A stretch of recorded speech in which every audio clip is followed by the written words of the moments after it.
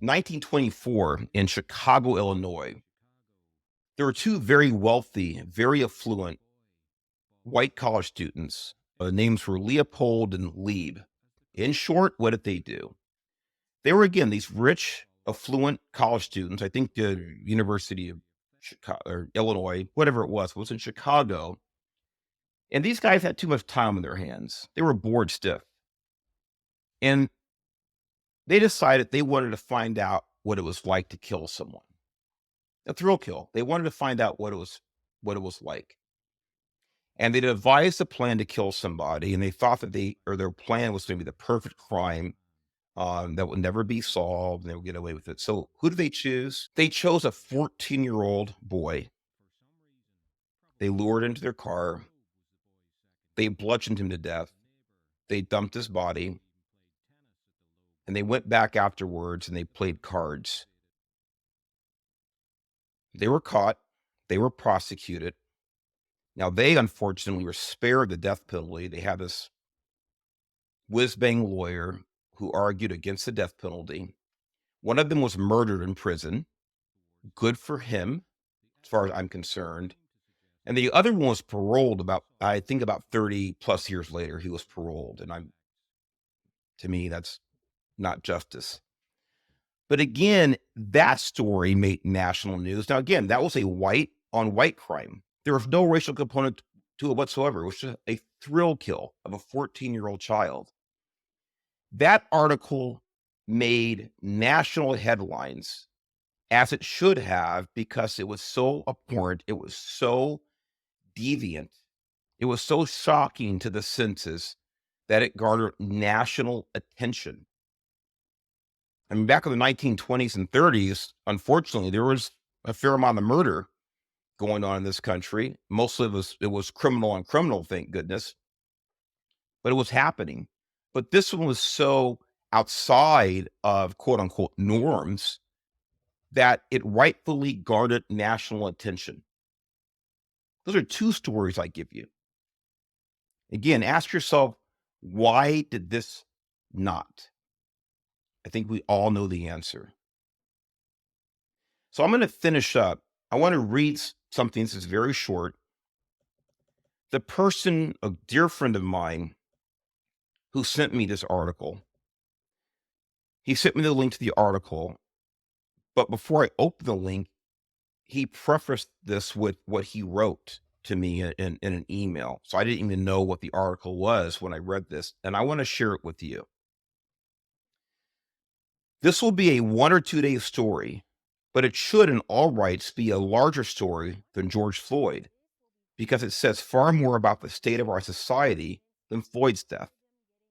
8 people did this heinous crime and filmed it and shared it, clearly not even worrying about being caught. Her life was worth nothing to them, but neither are theirs. And I highlighted that. I put that in red. Her life was worth nothing to them, but he's right. Neither are theirs. They didn't care about anything other than the moment. Her life and subsequently their lives mean nothing. Human life is worthless to them. It starts with their own lives that they don't give a damn about,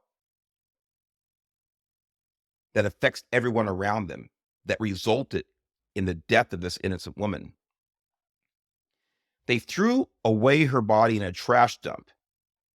Now they will see long sentences, or if there was justice, death.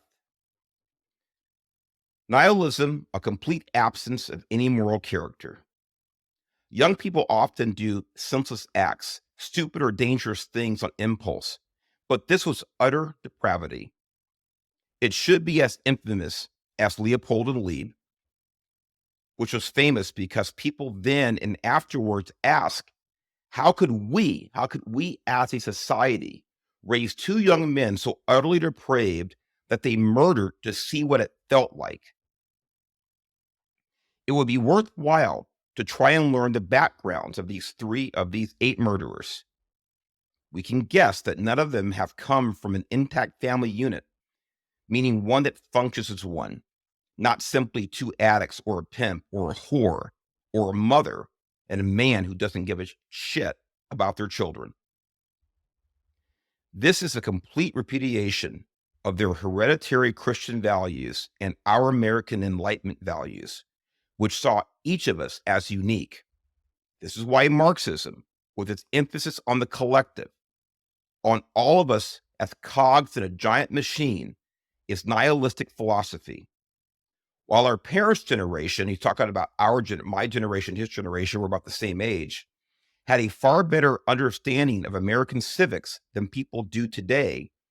Few people of that era, even legal scholars, grasped the full beauty of the Constitution the way we do now. It survived without much massive alteration until the 1950s, more from beneficial neglect than intention. Originalism has been God sent.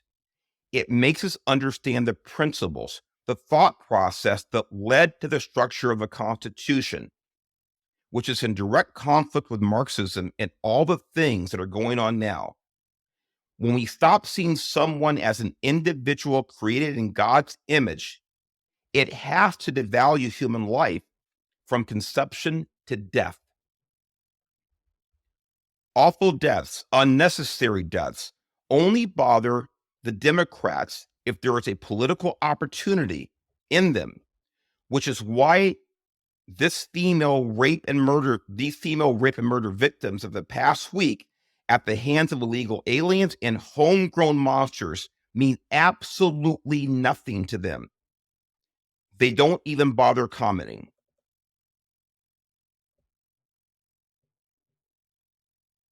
And he's absolutely right. They don't even bother commenting. This story is not worth anything to them because it does not further their political goals. I'm shaken by this story, ladies and gentlemen. Quite frankly, I hope you are too. I would ask you to ask yourselves again for the final time, why